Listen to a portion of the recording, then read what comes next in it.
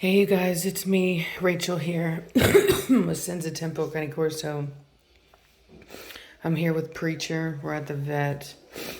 Preacher presented with severe discomfort in his abdominal and very restricted movement, clearly uncomfortable, slow moving, and I brought him into the vet thinking that he had bloat.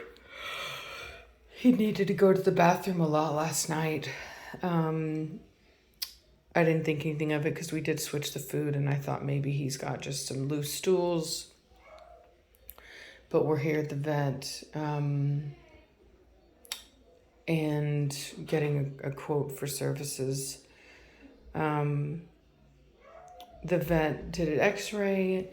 His stomach doesn't look bloated, but there does look like there might be a foreign body.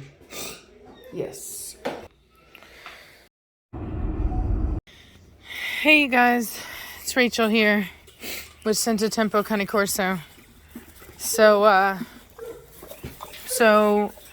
had to dump out this water because Preacher's not allowed to drink a lot of water. So thought I was gonna lose Preacher this morning. Woke up and so Ralph has been staying over here, but he's not. We're not together or anything like that. I know a lot of people have been asking, but no, we're not. He's just helping me paint my house. Come on, Preacher. And so he woke me up because he sleeps downstairs, and Preacher had been needing to go to the bathroom all night long, and so he's waking up and letting him out. And then he basically said that that Preacher was moving really slow and seemed to be in pain, and he wasn't sure what was wrong. And so anyway, so I come out and Preacher's back is arched. He's not wanting to move his rear legs very much. He's not wanting to really do much movement at all. And so I'm thinking he's bloating. I call my normal vet and they can't see him. Tell me to go to an emergency vet. So we take him in and so we get quoted, like, I think it's like $4,000 for surgery for bloat. If that's what it is, right? They take some x-rays and then they decide, no, it's not bloat. They did say that it looked like from the x-ray that it was like reverse, like his organs weren't where they should be. And so then we tested him for pancreatitis because we knew he'd gotten into the trash. And then that was negative, and they weren't sure if it was like a foreign body. So anyway, so we are looking at the x-rays or whatever. We see that what is bothering him, what looks like it would be a foreign object, is in the gut. So we induce vomiting, and just dog food comes out. I take him outside after they give him a reversal of the stuff to make him throw up, which, mind you, normally I would do at home, but with a situation like this, with us not really knowing what's going on, I wanted to do it in the at the vet office, so that if something went wrong, we were at the place that could fix it. So anyway, so after he throws up all the food in his gut, and after I take him outside because he needs to go outside, and he's got some diarrhea and a lot of gas that comes out. And so after that, we do another x-ray, and he was fine. Everything that was in there was out, so we knew that there wasn't any blockage. And so he's basically, we've attributed this to, we switched the dogs over to a different dog food recently. All the other dogs have handled it, well. There's been some diarrhea because that often happens when you switch. Just particularly, we switched to a much more calorie dense food. We switched to Extreme Athlete because we noticed that the dogs are having a hard time managing their weight, which makes sense because in the wintertime, you're going to burn more calories staying warm. So we wanted to give them a more calorie dense food. And unfortunately, he just didn't really do too well with it. And it may have even not even been that. To be honest with you, it may have actually been the trash that he did get into, because he got into really old trash.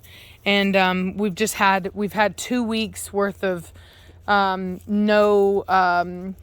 trash service because of the storm here.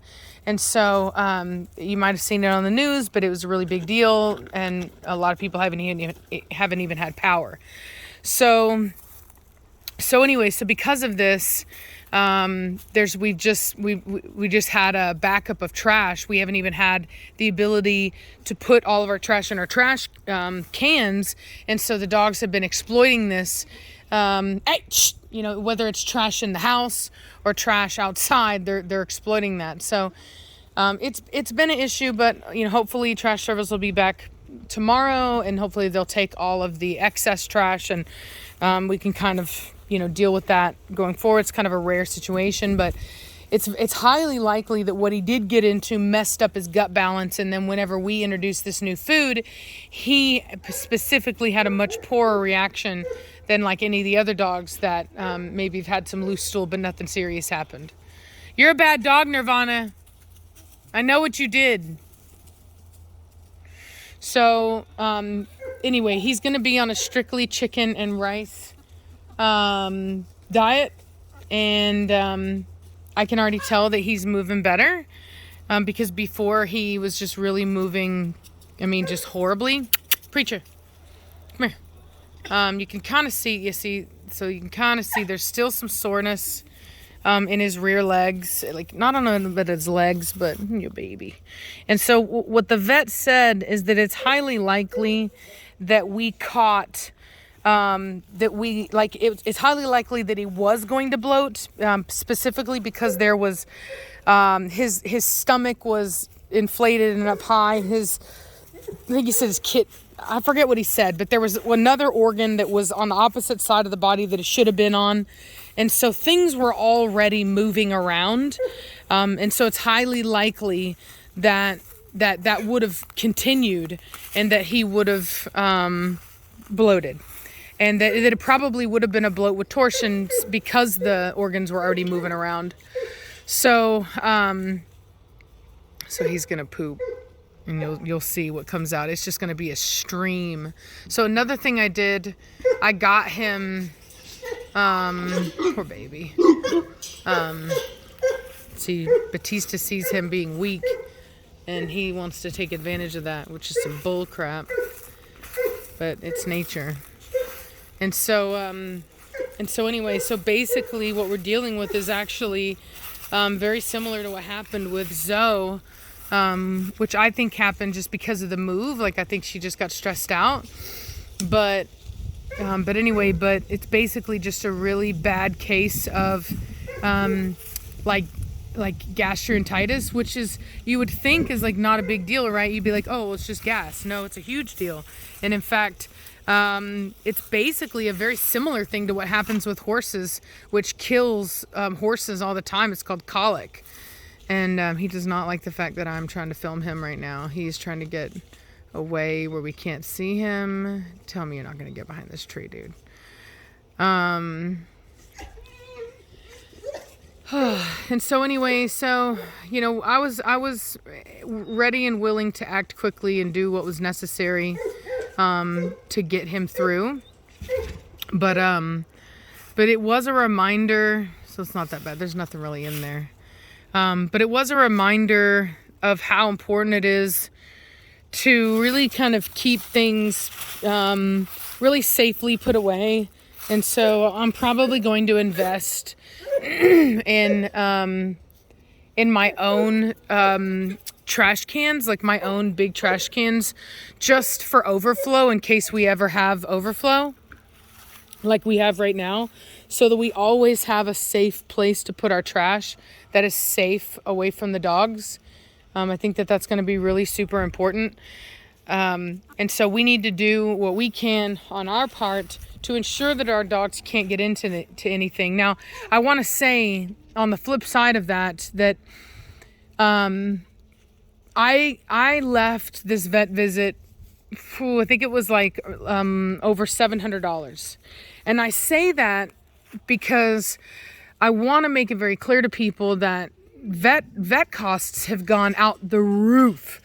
This is just for x-rays, a radiograph, radiologist opinion, medicine to make him throw up, medicine to not make him throw up after he had the medicine to make him throw up, and then just, you know, a general visit, right? And that was on a weekday, not on a weekend. And so I just want to be honest with people and be like, look, like these vet prices are getting out of control. And I think that all of us can maybe take a good look at our housing, our property, whatever, and really kind of the way that you would with a child, you know what I mean? Like really dog proof your house. And I don't care if you have an adult dog or not, dog proof your house, because you know, take a look and see any areas where you can improve, because all I can tell you is that these prices are going through the roof. And that's even if you can find somebody that's even willing to help with your animal. And so, you know, a lot of people just have these issues, you know what I mean? These, you know, and I know that we've actually lost one of Preacher's puppies was lost to a foreign object ingestion.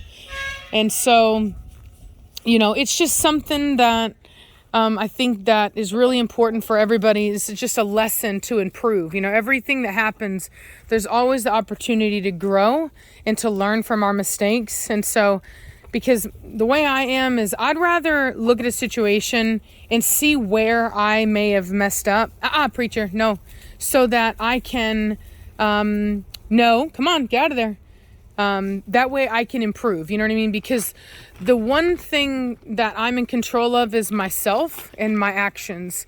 And so if there's something that I can do to help prevent this situation going forward, then absolutely I'm going to do that, because it's a learning experience.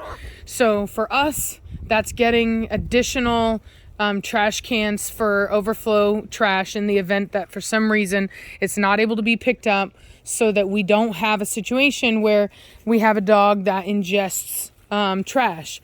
Now, could it have just been the diet change? It absolutely could be, but you know, why take the risk? Let's just go ahead and just knock out that trash issue. And that way we know whether it was an issue or wasn't an issue, that it won't be an issue in the future. And then on top of that, I think that going forward, you know, whenever I am doing a switch to a food that is much higher in protein and fat, like the one that I just did, I'll probably make sure that I include some pumpkin and some kefir. I do the unflavored kefir. That is a really fantastic probiotic. We've used it with very young puppies successfully. And I even had a vet who told me it wouldn't do anything, and it was an overnight miracle. So, and those that have been watching the channel know that. So, yeah, absolutely. Go ahead and hit them with that kefir. Go ahead and give them the pumpkin, and that will just, you know, go through to make sure that you can solidify, you know, those number twos that you're having, and then a lot of the issues in the gut. Now, I do know that we could have given him, had I known what was going on, and we could have given him potentially some Gas X, but I'm glad that we kind of know what's going on. Like I said, it's a teachable experience, because we were able to get out of this without him being seriously injured, and I get to learn from this without having to deal with the serious consequences of losing an animal over something that could very well have been a teachable moment like this. So Preacher's still here to stay. No worse for the wear. Probably going to do some sleeping, but overall he's looking really good. He's moving a lot better. He's not hunched over. He really does look a whole lot better. So I'm just going to have to baby him, which, you know, he already knows he's going to get lots of that. So, and hopefully he'll be in good enough shape to still be able to do his duty with Sookie, because that was a concern of mine, is whether or not he'll be able to do that or not. So we'll have to see going forward. Where are you going? Where you going? You baby? Are you a baby? Are you a baby? Are you a baby? He's got dandruff from the cold weather. So yeah, I'm going to be, hello baby. So I'm going to be making him some chicken and rice. The vets loved him. Everybody loved him.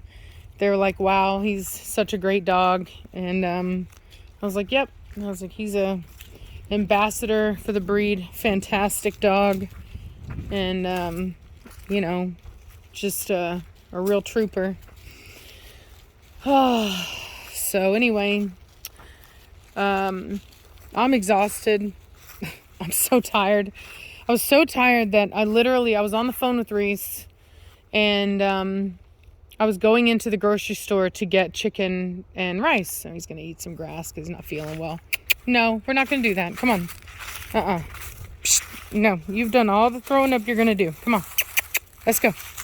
Come on. And come on. Come on. I'm going to make you some chicken and rice as soon as we get in. Come on. No. So the vet told me I'm not allowed to give him a lot of water right now. Only a little bit. He said he's going to want to drink a ton of it at once, and he says don't let him do it. And that's exactly what he's trying to do. But anyway, I was at the grocery store parking lot. I was sitting there with Reese, and I mean, when I tell you that, like, I was woken up, like Ralph woke me up out of dead sleep to deal with the preacher thing. So I put on my contacts. I got dressed. I saw him. I was like, okay, immediately, panic mode, thinking it's the absolute worst. Because the thing about it is even if you catch bloat, it's not a guarantee that your dog will live. There are times when a dog bloats and where the stomach twists, where so much damage is done due to the lack of blood circulation to the internal organs that the dog will die anyway, even if you get him to the vet. So it's a very scary thing, even under the best of conditions. So I'm, and then my vet, like I said, wouldn't take him, and they're wanting me to get him to an emergency vet. So it was just a lot to deal with. And so I got dressed, got him out, found a vet that would take him, got him out, got him there, hauling booty. So I'm exhausted. I'm out of it. I've not had coffee. I've not had anything. I've went to this major high, of like adrenaline and fear, and to this like alleviated, like, oh my God, okay, we're somehow came out of this okay with just needing to throw up. Like, oh my God, all right. And so I'm sitting in the car and I'm talking with Reese, and my head is literally spinning.